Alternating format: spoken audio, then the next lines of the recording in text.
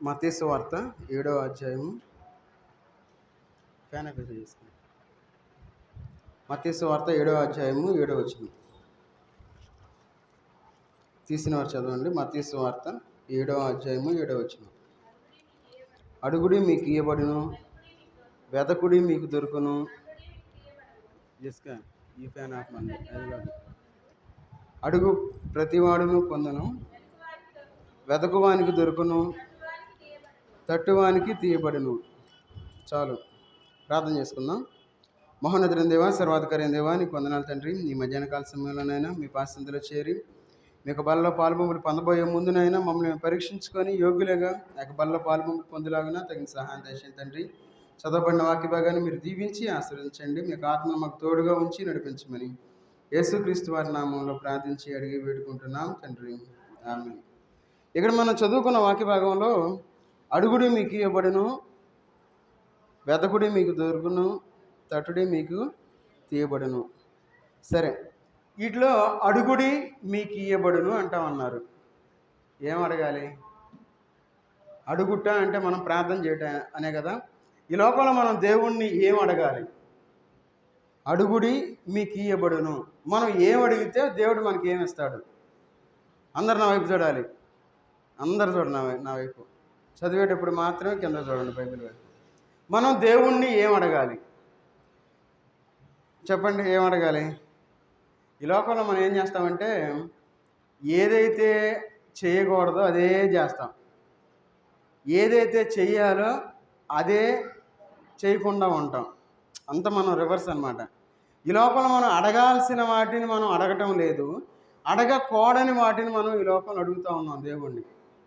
నిజానికి మనం అడగకూడదు, కానీ మనం అడగకూడని వాటిని అడుగుతూ ఉంటాం. కానీ అడగవలసిన వాటిని మనం అడగట్లా. ఈ మధ్యాహ్న కాల సమయంలో అసలు మనం ఏం అడుగుతున్నాం, అసలు అడుగుతున్నామా లేదా అనే విషయాలు మనం జ్ఞాపకం చేసుకొని పరిశీలించుకుందాం. అసలు నేను దేవుణ్ణి ఏం అడుగుతూ ఉన్నాను, అడిగానా లేదా అనే విషయాలను చూసి మనం ముందు వెళ్దాం. సరే, కొన్ని దేవుణ్ణి మనం అడుగుతూ ఉంటాం. అయితే వాటిలో కొన్ని అడిగితే ఇచ్చేవి కొన్ని ఉంటాయి, అడగకుండా ఇచ్చే కొన్ని ఉంటాయి. సహజంగా ఈ లోకంలో మన బిడ్డలు మనల్ని అడుగుతారు. అడిగినప్పుడు అడిగిన ప్రతిదీ మనం ఇవ్వలేం. ఉదాహరణకి మన పిల్లలు చదువుకుంటా ఉన్నప్పుడు మనం ఫోన్ అడిగారని చెప్పి ఒక మంచి ఫోన్ ఒకటి కొనిపెట్టామనుకోండి, వాళ్ళని మనం చెడగొట్టిన వాళ్ళు అవుతాం. ఎందుకు? వారు ఇప్పటి నుండి ఆ ఫోన్కి ఎడిట్ అయిపోతారు. ఫేస్బుక్లు, ఇన్స్టాలు అన్నీ వచ్చేస్తాయి, అన్నీ సంభాషణలు అన్నీ జరిగిపోతాయి. ఒక టైం వచ్చిన తర్వాత మనకి షాక్ ఇస్తారు వాళ్ళు. ఏది? ఇవ్వకూడని దాన్ని వాళ్ళ చేతికి మనం ఇవ్వకూడదు. అంటే వాళ్ళు అడిగారు అని చెప్పి మనం ఇవ్వం. అంటే ఇచ్చేవి కొన్ని ఉంటాయి, ఇవ్వకూడనివి ఉంటాయి. అంటే అడిగేవి కొన్ని, అడగకుండా ఇచ్చేవి కొన్ని. అయితే మనం అడగకుండా మనకు దేవుడు ఇచ్చేవి ఏంటో మనం వాక్యంలో చూద్దాం. మత్తయి సువార్త అడగకుండా ఇచ్చే చూద్దాం. మత్తయి సువార్త 6వ అధ్యాయము 8వ వచనం చదవండి. 6:8. మీరు వారి వలె ఉండకుడి, మీరు మీ తండ్రిని అడగక మునిపే మీకు అక్కరగా ఉన్నవేవో ఆయనకు తెలియను. మన అక్కరలు తెలిసిన దేవుడు ఆయన.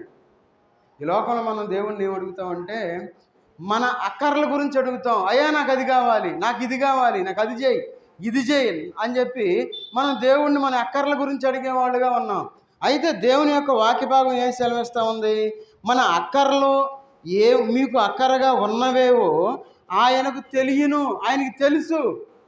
ఆయనకి తెలుసు కాబట్టి ఆయనకి తెలుసు కాబట్టి మనకి ఇస్తాడు ఆయన, అంతే. మనం అడగవసరలా. అందుకని ఏమని? మీరు మీ తండ్రిని అడగక మునిపే అంటే మనం అడగకుండానే దేవుడు మన అవసరాలు తీర్చే దేవుడు ఆయన. మరి ఏం అడగాలి? మరి చూడండి, మత్తయి సువార్తలోనే 6వ అధ్యాయంలోనే 31 వచనం చదవండి. 6:31. కాబట్టి ఏమి తిందుమో, ఏమి త్రాగుదుమో, ఏమి ధరించుకుందుమో అని చింతింపకుడి, అన్యజనులు వీటన్నిటి విషయమై విచారింతురు. మనం విచారించకూడదు. ఈ లోకంలో మనం దేవుని మనం అడగకుండా ఇచ్చేవి ఏది? ఏమి తిందుమో, ఏమి త్రాగుదుమో, ఏమి ధరించుకుందుమో. ఏమి తింటాం? తిండి. మనం ఈ లోకంలో కోటి విద్యలు కూటుకోరక అంటాం. మనం ఎంత సంపాదించినా తినటం కోసమే. అందుకన్నాడు ఏమని? ఏమి తిందుమో, ఏమి త్రాగుదుమో, ఏమి ధరించుకుందుమో అని చింతింపకుడి. ఈ లోకంలో మనం చింతింపకూడని దాని గురించి మనం చింతించేవారుగా ఉంటాం. ఏమని? నేనేం చేయాలి, ఎట్లా సంపాదించాలి, ఎట్లా ఉండాలి ఈ లోకంలో, అయ్యో నా స్థితి ఎట్లా ఉందని చెప్పి ఈ లోకంలో దిగులు పడేవాళ్ళుగా ఉన్నాం ఈ లోకంలో మనం. అయితే దేవుని యొక్క వాక్య భాగం ఏం సెలవిస్తూ ఉంది? అమ్మ మీరు దిగులు పడద్దు, మీరు చింతింపవద్దు. అన్యజనులు చాలా క్లియర్గా చెప్తా ఉన్నాడు. అన్యజనులు వీటన్నిటి విషయమై విచారింతురు. మీరు విచారపడద్దు, మీరు దిగులుగా కూర్చోవద్దు, మీరు చింతపడవద్దు, మీరు ఆరోగ్యాలు చెడగొట్టుకోవద్దు, మీకు కావాల్సిన మొత్తం నాకు తెలుసు, నేను మీకు ఇస్తాను అని దేవుడు సెలవిస్తూ ఉన్నాడు. మరి మనం ఏం చేయాలి? మరి మనం దేవుణ్ణి ఏం అడగాలి? ఈ లోకంలో మనం అనుకుంటాం తిండి, బట్ట, ఉండడానికి నివాసం కావాలనుకుంటాం. కానీ దేవుడు ఏం అడగొద్దు, నేను మీకు ఇస్తాను, మీరు చింతపడకూడదు, విచారపడద్దు అంటున్నాడు. కానీ దేవుణ్ణి మనం ఏం అడుగుతూ ఉన్నాం? అదే అడుగుతూ ఉన్నాం. చూడండి, యోహాను సువార్త 14వ అధ్యాయము, యోహాను సువార్త 14వ అధ్యాయము 14వ వచనం చదవండి. యోహాను సువార్త 14వ అధ్యాయము 14వ వచనం. నా నామమున నన్నేమి అడిగినను నేను చేతును. చాలు. మళ్ళీ దేవుడు ఇంకో మాట అంటా ఉన్నాడు. ఏమని? నా నామమున మీరు నన్నేమి అడిగినను నేను చేస్తాను అంటున్నాడు. అక్కడేమో మీరు అడగొద్దు అంటున్నాడు. నాకు తెలుసు అంటున్నాడు దేవుడు. మీరు చింతపడద్దు అంటున్నాడు, మీరు విచారపడద్దు అంటున్నాడు. మీకు ఏం అక్కరుందో నాకు తెలుసు అంటా ఉన్నారు. మరి ఇక్కడ ఏమంటా ఉన్నారు? నా నామమును బట్టి మీరు నన్నేమి అడిగినను నేను చేతును అంటా ఉన్నారు. మరి ఏం అడగాలి మనం? అక్కడేమో అడగొద్దు, మీరు అన్ని జనులాగా ఉండొద్దు, విచారపడొద్దు అంటా ఉన్నారు. ఎక్కడికి వచ్చేమంటున్నాడు దేవుడు? మీరు నా నామాన్ని ఏం అడిగినా మీకు ఇస్తానంటా ఉన్నాడు. మరి మనం ఏం అడగాలి? ఇప్పుడైనా ఆలోచించామా? ఏందయ్యా ఆలోచించేది? మాకు అసలు ఇంట్లో బాగా టైట్ అయిపోయింది, ఆర్థికంగా బాగా నిలదొక్కోలేకపోతున్నాం, నా బాధ మీకేం చెప్పేది అనుకుంటాం. ఎందుకంటే మనం దేవుని మీద ఆధారపడట్లా, మనం దేవుణ్ణి చూడట్లేదు కాబట్టి మనం ఆ స్థితి. మనం దేవుని వైపు చూస్తే దేవుడు కాకుల చేత పోషించిన దేవుడు మనల్ని పోషించలేడా? ఆయన ఐశ్వర్యవంతుడైన, ఆయన ఆశ్చర్యకార్యాలు చేసే దేవుడు, ఆయన సమస్తం ఆయనదే. మరి అంత గొప్ప దేవుణ్ణి మనం కలిగి ఉండి ఈ లోకంలో నాకు తిండికి లేదు, నాకు బట్టకు లేదు, లేదంటే నాకు వేరే ఆటికి లేదు, నాకు కొనుక్కోటానికి లేదు, నాకు ఉంటాకి లేదు, నాకు అని చెప్పి మనం ఈ లోకంలో ఎందుకు దిగులు పడాలి? మరి ఏం అడగాలి అసలు మనం దేవుణ్ణి? ఇక్కడ మీరు నన్నేం అడిగినా ఇస్తానని చెప్పి యేసుక్రీస్తు వారు అంటున్నాడు. అయితే మన విశ్వాసంగా మనం ఏం అడగాలో కొన్ని విషయాల గురించి ఈ మధ్యాహ్న కాల సమయంలో మనం ధ్యానం చేసుకుందాం.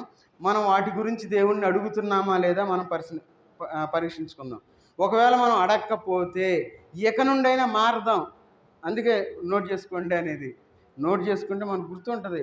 మనం పెద్ద పండితులమేం కాదు, మనకి ఏం గుర్తుండదు. అందుకే నోట్ చేసుకోండి చదువు వచ్చిన వాళ్ళు అనేది ఖచ్చితంగా నోట్ చేసుకోవాలి. అమ్మాయి ప్రైజ్ మీరు అసలు ఏం లేదు, పెన్ను లేదు, పేపర్ లేదు, ఏం లేదు, చదువు వచ్చిన వాళ్ళు సైలెంట్గా ఉన్నారు. సరే, మనం దేవుణ్ణి ఏం అడగాలి అనే విషయాల గురించి కొన్ని విషయాలు మనం ధ్యానం చేసుకొని ఒక విశ్వాసగా ఈ లోకంలో మనం జీవించేటప్పుడు మొట్టమొదటిగా మనం దేవుణ్ణి మనం ఏం అడగాలంటే చూడండి, యెహోషువ గ్రంథం 14వ అధ్యాయము, యెహోషువ గ్రంథం 14వ అధ్యాయము 12వ వచనం చదవండి. కాబట్టి ఆ దినమున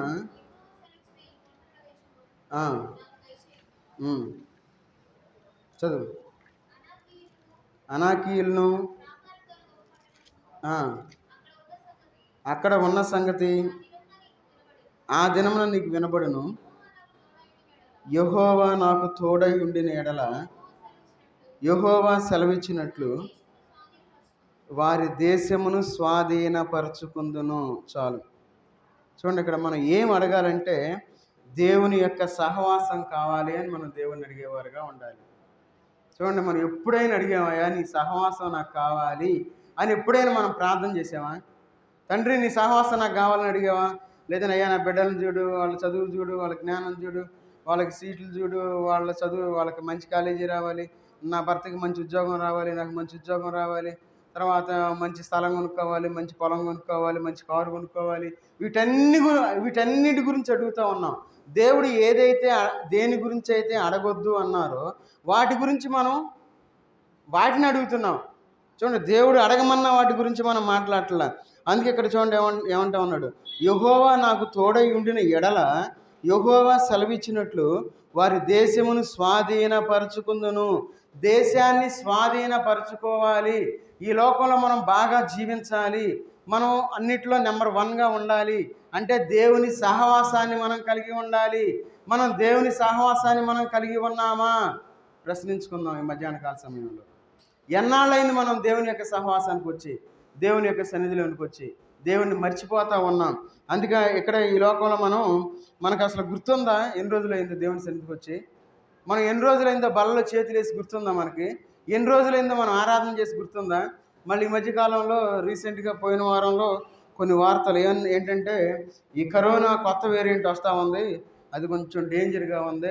ఆ వైజాగ్లో ఒకళ్ళు చనిపోయారు, తర్వాత కేరళలో చనిపోయారు, 6 చనిపోయారు, 7 చనిపోయారు. కొంచెం మీరు జాగ్రత్తగా ఉండండి, మాస్కులు పెట్టుకోండి, కొంచెం ఇళ్లలో నుండి బయటికి రావద్దని చెబుతా ఉన్నారు. తర్వాత నెక్స్ట్ వీక్లో ఎట్లా ఉంటుందో మనకు తెలియదు. సడన్గా మళ్ళీ చెప్పేస్తారు ఏమనంటే ఇక మీరు ఎవరు బయటికి రావద్దు, మళ్ళీ లాక్డౌన్ అన్నా మనకు ఆశ్చర్యం లేదు. ఎందుకంటే ఈ లోకంలో మనం ఎలాంటి లోకంలో మనం జీవిస్తామనంటే భయంకరమైన లోకంలో. దేవుని సహవాసం మనకి లేకపోతే, దేవుని తోడు మనకి లేకపోతే ఈ లోకంలో మనం జీవించలేము. మనం దేవుని సహవాసం కోసం మనం అడిగేవారుగా ఉండాలి, దేవుణ్ణి అడగాలి. దేవుని సహవాసం కలిగి ఉండడం కోసం మనం దేవుణ్ణి అడగాలి. తర్వాత చదవండి. కాలేబు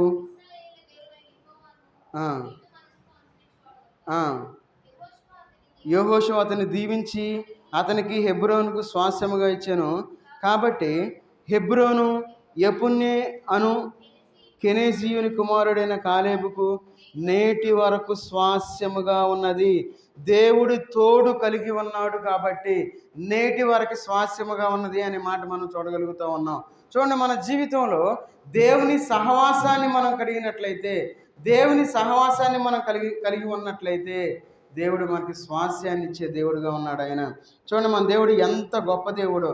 మనం దేవుణ్ణి అడగాలి, అయ్యా నీ సహవాసం నాకు కావాలి, నీ సన్నిధి నాకు కావాలి, నీ మందిరం నాకు కావాలి, నీ ప్రజలు నాకు కావాలని చెప్పి మనం దేవుణ్ణి అడిగేవారుగా ఉండాలి.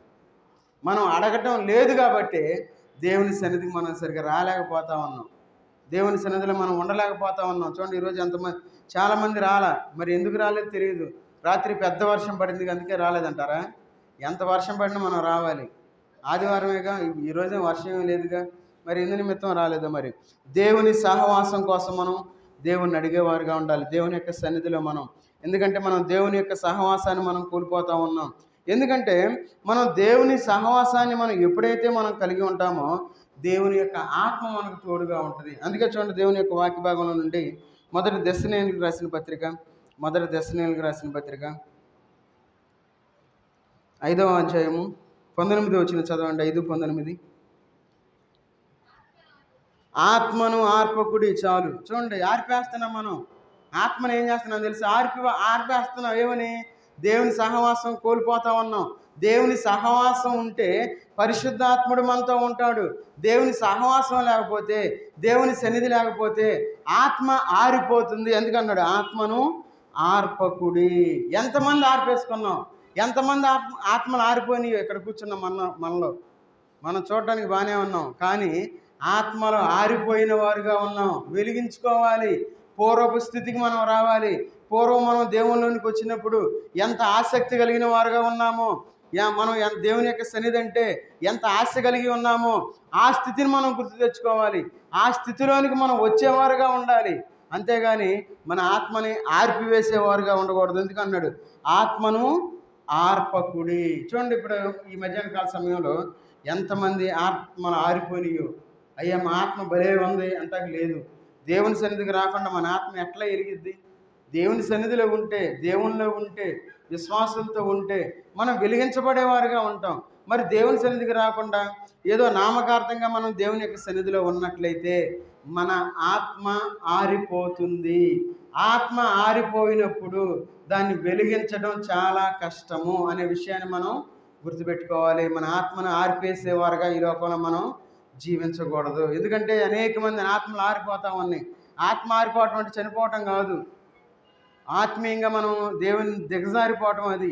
కాబట్టి ఆత్మను మనం ఆరిపోకుండా ఈ లోకంలో మనం జాగ్రత్తగా పెట్టుకోవాలి. అందుకే ఆత్మను ఆర్పకుడి. చూడండి, లోకాసువార్త 11వ అధ్యాయము, లోకాసువార్త 11వ అధ్యాయము 13వ వచనం చదవండి. లోకాసువార్త 11వ అధ్యాయము 13వ వచనం.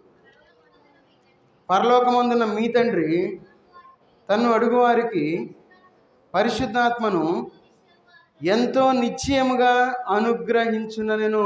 చూడండి, మనం అడగాలి. ఏం అడగాలి? దేవుని సహవాసాన్ని మనం అడగాలి. తర్వాత పరిశుద్ధాత్మను మనం అడిగేవారుగా ఉండాలి. ఆత్మను అడిగేవారుగా ఉండాలి. అందుకే ఇక్కడ అంటా ఉన్నాడు, పరలోకమందున మీ తండ్రి తన్ను అడుగువారికి ఎంతో నిశ్చయముగా పరిశుద్ధాత్మను అనుగ్రహించును. మనం దేన్ని అడగాలని మనం ప్రశ్నించుకున్నట్లయితే పరిశుద్ధాత్మను అడిగేవారుగా ఉండాలి. పరిశుద్ధాత్మను మనం పొందేవారుగా ఉండాలి. పరిశుద్ధాత్మ అనగానే అందరిలో వచ్చే ప్రశ్న ఏంటంటే, మేము భాషలు మాట్లాడితే పరిశుద్ధాత్మ వచ్చింది అనుకుంటారు. కాదు, భాషలు మాట్లాడితే అంటే మనం వినేది కరెక్ట్ కాదు. అది ఆ విషయాన్ని నువ్వు ఎట్లా చెప్తున్నావు అని వచ్చాము. ఎందుకంటే భాష అనేది ఒక లాంగ్వేజ్. భాష అనేది మనం కమ్యూనికేట్ అవ్వడానికి వాడుకునేది భాష. మనకు అర్థం అవ్వాలి అసలు ఏం ఉదాహరణ, నాకు మరాఠీ రాదు, నేను మరాఠీలో మాట్లాడితే భాష మాట్లాడినట్టు. లేదంటే నాకు ఫ్రెంచ్ రాదు, నేను ఫ్రెంచ్లో మాట్లాడాను అనుకోండి, ఫ్రెంచ్లో నేను వాక్యం బోధించాను అనుకోండి, అది నేను భాష మాట్లాడినట్టు. లేదంటే హిందీ నాకు సరిగ్గా కాదు, పాస్ మార్కులే నాకు 10th క్లాస్లో పాస్ మార్కులు. హిందీ అసలు రాదు, ఏదో కొద్దిగా చోట వచ్చు. హిందీలో టగటగగా మాట్లాడాను అనుకోండి, హిందీలో మీకు బోధించాను అనుకోండి నేను, అది భాష మాట్లాడటం. అది భాషలో అంటే అది కాకుండా ఏదో నోటుకు వచ్చినట్టు అది చూయింగం యాడ్ వచ్చి చూసారు లబ అని, అది కాదు. సేమ్ అంతే మా రవి కాలనీలో ఉంటాం. నాకైతే మండిపోతూ ఉంటుంది. ఏం చేస్తాం, ఏం చేయలేంగా. వాళ్ళ బోధ వాళ్ళది, మనం ఏం చేయలేం, వదిలేయటమే. కాబట్టి మనం జాగ్రత్తగా ఉండాలి. పక్కన నిద్రపోయాను లేపండి, చక్కగా చల్లగా ఉంది వాతావరణం ఈరోజు దేవుని దయ వల్ల. పక్కన వాళ్ళు చూసుకొని లేపాలి, లేకపోతే పక్కన వాళ్ళు నేను లేపుతా. సరే, మనం దేవుణ్ణి మనం ఆత్మను అడిగేవారుగా ఉండాలి. పరిశుద్ధాత్మను అడగాలి. ఎందుకు మనం పరిశుద్ధాత్మను మనం అడగాలంటే, మనం వర్ధిల్లడానికి మనం అడగాలి. ఊరినే కాదు, మనం వర్ధిల్లాలి. మనం ఎక్కడ వర్ధిల్లాలి? చూడండి, దేవుని యొక్క వాక్య భాగంలో చూడండి. దేవుని యొక్క వాక్య భాగంలో 3వ యోహాను పత్రిక 2వ వచనం చదవండి. 2వ వచనం.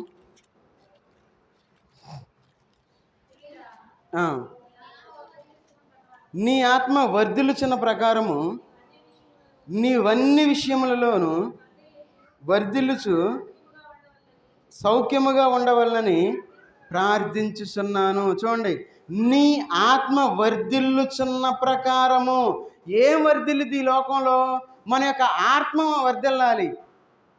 ఈ లోకంలో మనం బాహ్యపరంగా ధనవంతులం అయితే మనం వర్ధిల్లినట్లు కాదు, మనం ఆత్మీయంగా వర్ధిల్లాలి. ఎందుకన్నాడు ఇక్కడ, నీ ఆత్మ వర్ధిల్లుచున్న ప్రకారము నీవు అన్ని విషయములలో వర్ధిల్లుచు. ఎప్పుడైతే మన ఆత్మ వర్ధిల్లిద్దో ఆటోమేటిక్గా మనం అన్ని విషయాల్లో వర్ధిల్లుతాం. చూడండి, అక్కడ లింక్ ఒకటి ఉంది. ఈ లోకంలో మనం వర్ధిల్లేవారుగా ఉండాలంటే మన ఆత్మ వర్ధిల్లాలి ఫస్ట్. మన ఆత్మ వర్ధిల్లిన తరువాత అన్ని విషయాల్లో వర్ధిల్లి, తర్వాత ఏమన్నాడు, నీవు అన్ని విషయంలో వర్ధిల్లుచు సౌఖ్యముగా ఉండవలనని. సౌఖ్యము, సుఖంగా ఉంటాం ఈ లోకంలో. చూడండి, సుఖమైన జీవితాన్ని మనం కలిగి ఉండాలి, సుఖంగా జీవించాలి ఈ లోకంలో మనం బాధపడతా జీవించకూడదు. ఎందుకంటే మన దేవుడు మనకు రాజుగా ఉన్నాడు, ఆయన మన ప్రభువుగా ఉన్నాడు, ఆయన మనకు తండ్రిగా ఉన్న దేవుడిని మనం కలిగి ఉన్నాం. కాబట్టి ఈ లోకంలో సంతోషంగా ఉండాలి, ఈ లోకంలో సుఖంగా మనం జీవించాలి.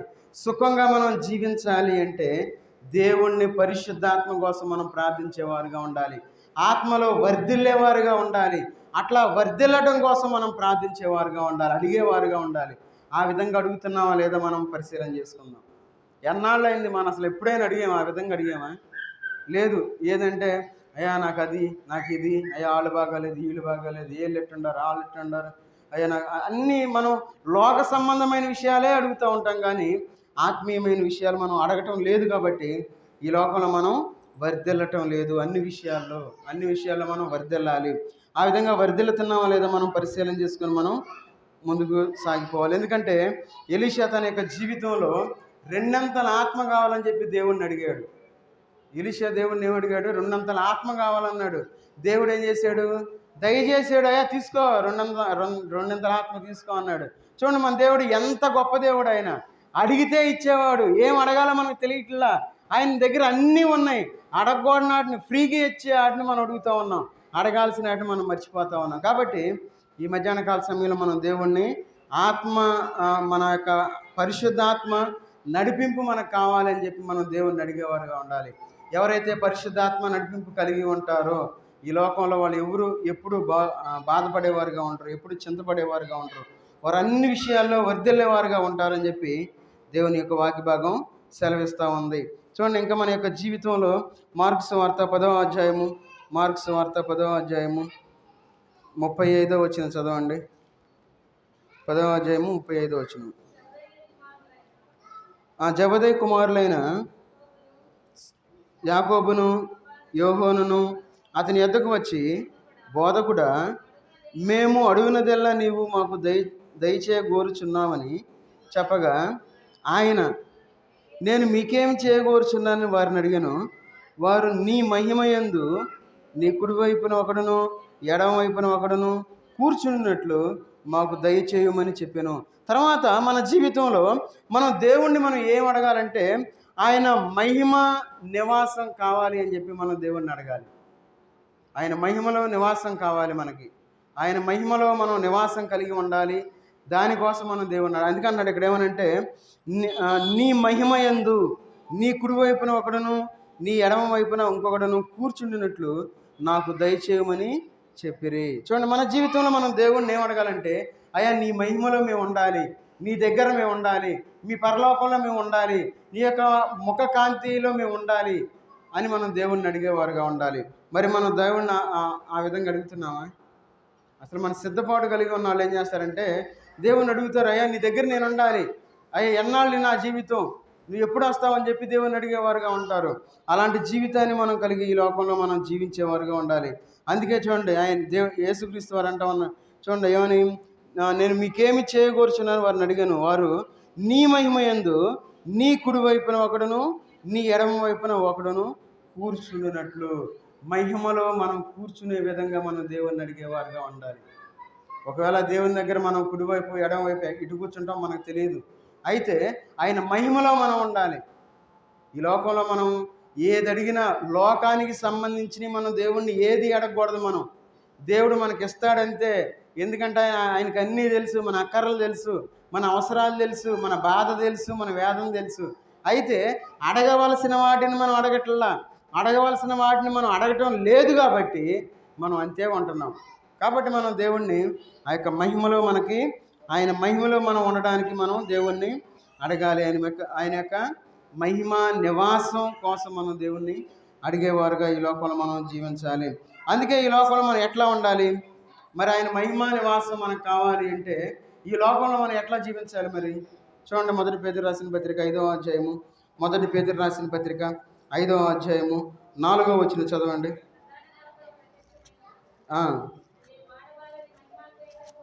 మీరు వాడబారని మహిమా కిరీటం పొందుదురు,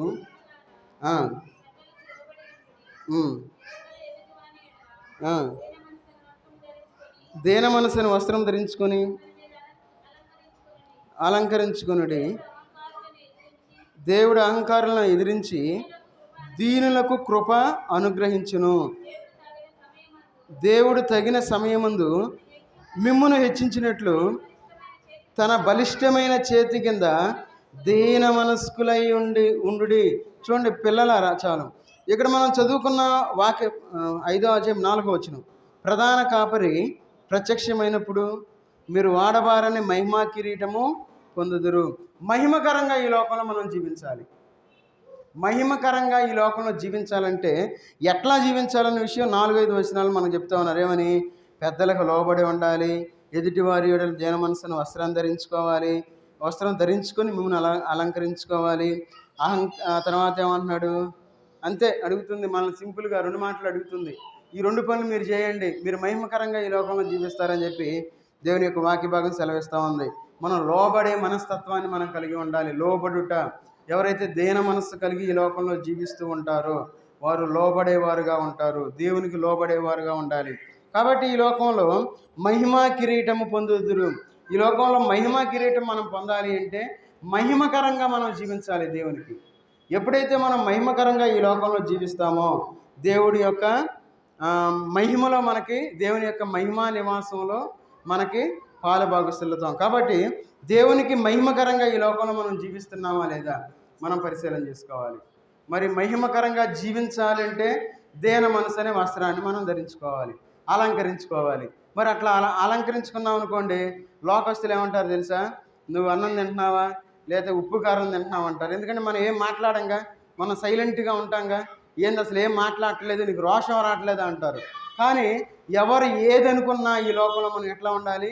దేవునికి మహిమకరంగా ఈ లోకంలో ఉండాలి. ఎందుకన్నాడు 6వ వచనంలో ఏమనంటే, దేవుడు తగిన సమయమందు మిమ్మను హెచ్చించినట్లు ఆయన బలిష్టమైన చేతి కింద దీన మనస్కులై ఉండి, దీన మనసు మనం కలిగి దేవునికి మహిమకరంగా మనం జీవించినట్లయితే దేవుడు మహిమా నివాసాన్ని మనకి ఇస్తాడని చెప్పి దేవుని యొక్క వాక్య భాగం మనకి సెలవిస్తూ ఉంది. మరి మనం ఎట్లా జీవిస్తూ ఉన్నాం మనం పరిశీలన చేసుకోవాలి. మన జీవితం ఏ విధంగా ఉంది మనం పరిశీలన చేసుకోవాలి. పరీక్ష చేసుకొని ఈ లోకంలో మనం ముందుకు సాగిపోవాలి. ఎప్పుడైతే ఆ విధంగా ఈ లోకంలో జీవిస్తామో దేవుడు మనల్ని వదిలిపెట్టడు. ఆయన మనకి స్వాస్యాన్ని ఇచ్చేవాడుగా ఉన్నాడు. ఆయన ఎప్పుడైతే దీన మనస్సు కలిగి ఉంటామో దానికి తగ్గ ప్రతిఫలాన్ని మనం పొందేవారుగా ఉంటాం. ఎందుకంటే ఒకవేళ దీనత్వం వలన ఈ లోకంలో లోకానుసారంగా మనం కొన్ని కోల్పోవచ్చు. ఒకవేళ మనకు రావాల్సిన వాటిని మనం రాకుండా చేసుకోవచ్చు మనం. ఎందుకంటే దీన మనస్సు అనే వస్త్రాన్ని మనం ధరించుకున్నాం కాబట్టి మనం ఏం అడగం. మనకు రావాల్సిన వాటిని కూడా మనం అడగం, ఎందుకంటే మనకు రావు కాబట్టి. అయితే ఒకవేళ మనకు నష్టం అయినప్పటికీ దేవుడు మనకు స్వాస్యాన్ని ఇచ్చేవాడుగా ఉన్నాడు. చూడండి, కీర్తనల గ్రంథం 2వ అధ్యాయము, కీర్తనల గ్రంథం 2వ అధ్యాయము 8వ వచనం చదవండి. నన్ను అడుగుము, జనులను నీకు స్వాస్యముగాను భూమిని దిగంతముల వరకు సొత్తుగాను ఇచ్చేదను. ఏమడగాలి దేవుని మనం? ఏమడగాలి? ఆయన స్వాస్యాన్ని ఇవ్వమని అడగాలి మనం. చూడండి, ఆయన స్వాస్యాన్ని ఇవ్వమని మనం అడుగుతున్నామా? ఏం లేదు. ఎందుకంటే ఎవరు అడిగినట్టు నేను వెళ్ళా ప్రార్థనలో. ఆయన స్వాస్యం కోసం మనం ప్రార్థించేవారుగా ఉండాలి, అడగాలి. తండ్రి నీ స్వాస్యం నాకు కావాలి. అందుకంటున్నాడు నన్ను అడుగుము. ఏం అడగాలంటే, నా జనములను నీకు స్వాస్యముగాను భూమిని దిగంతముల వరకు సొత్తుగాను ఇచ్చేదవు. చూడండి, దేవుడు మనం అడిగితే ఇస్తాడు. ఆయన సొత్తుగా మనకిస్తాడు. ఏదో మనకు కొంచెం నష్టం వచ్చింది అని చెప్పి మనం బాధపడతా ఈ లోకంలో కూర్చోకూడదు.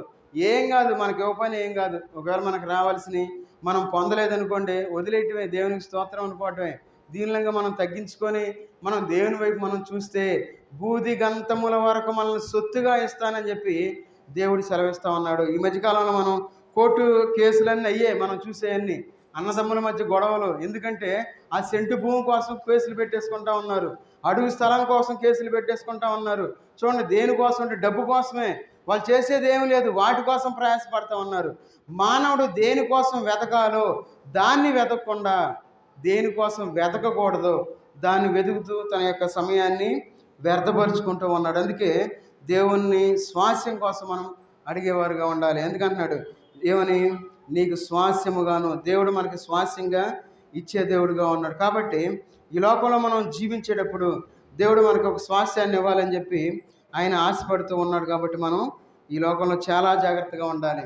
మనం నష్టపోయినా పర్లా, ఎవరైనా కష్టపెట్టినా పర్లా, ఎవరైనా మనం దూషించినా పర్లా, ఏమి చేసినా మనం దేన మనసు కలిగి మనం దేవుని వైపు మనం చూస్తే దేవుడు మన యొక్క బ్రతుకులు మార్చేవాడుగా ఉన్నాడు. ఆయన మన యొక్క జీవితాలు మార్చి మనల్ని ఒక ఉన్నతమైన స్థితికి తీసుకొస్తానని చెప్పి దేవుని యొక్క వాక్య భాగం సెలవిస్తూ ఉంది. అందుకే చూడండి, యోహాను సువార్త 16వ అధ్యాయము చివరిగా మనం ఆ వచనాన్ని చూసుకొని మనం ముగించుకుందాం. ఆ యోహాను సువార్త 16వ అధ్యాయము 24వ వచనం చదవండి. 16:24.